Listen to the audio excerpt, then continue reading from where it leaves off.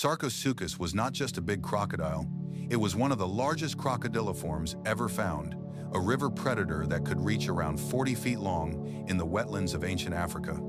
It lived during the early Cretaceous, in a world of broad river channels, muddy banks, seasonal floods, and dense plant growth that gave huge animals room to hunt, rest, and disappear.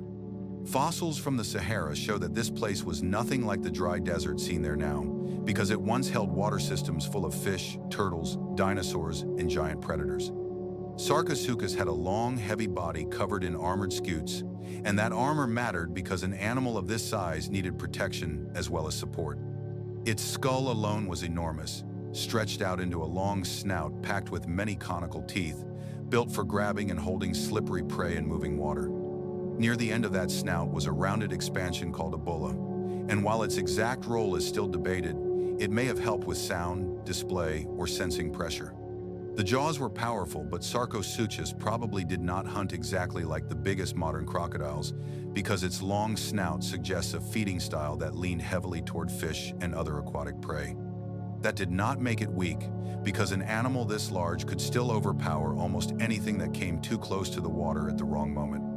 Much of its day was probably spent floating low in slow channels, with only the eyes, nostrils, and rough top of the skull showing above the surface. From that position, it could watch the bank without exposing its full body, saving energy while waiting for fish, turtles, or small dinosaurs to move within range. Like living crocodilians, it was built for sudden force rather than long chases, using a short burst of speed from the tail and body to explode forward. Once the jaws closed, the shape of the teeth made escape difficult, especially in water where balance was already gone and panic only made control worse. Sarcosuchus grew for a long time, and some studies suggest older individuals kept adding size well beyond the age when many animals have already stopped. That slow, extended growth helps explain how it became so massive, with a body that combined length, weight, armor, and jaw power into one moving ambush machine. Even so, size brings limits, and a giant predator has to manage heat, hunger, and movement carefully if it wants to stay alive in a hot, wet landscape. Water helped with that, giving Sarcosuchus support for its weight and a place to cool down while remaining close to the food sources it depended on. On land, it could still move, but it was likely more comfortable near shorelines, sandbars, and muddy ground where it could slide, rest, and return to deeper water fast.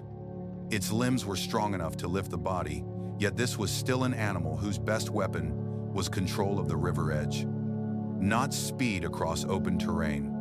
Young Sarcosuchus would have faced a harder life because smaller bodies are more vulnerable, more exposed, and less able to dominate the space around them. A hatchling or juvenile had to avoid larger predators, find food it could handle, and survive long enough to reach the size where fewer animals could challenge it.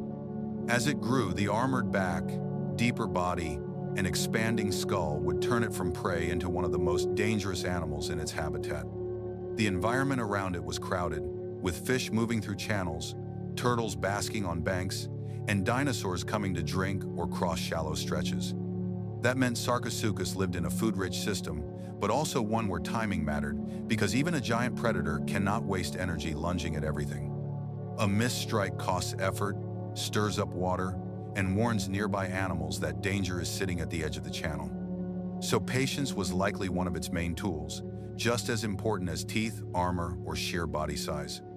This is one reason crocodile-shaped predators have lasted so long, because they are built around a simple method that works again and again when conditions are right. Stay still, stay hidden, wait for the mistake, and then use force so quickly that the target has almost no time to react.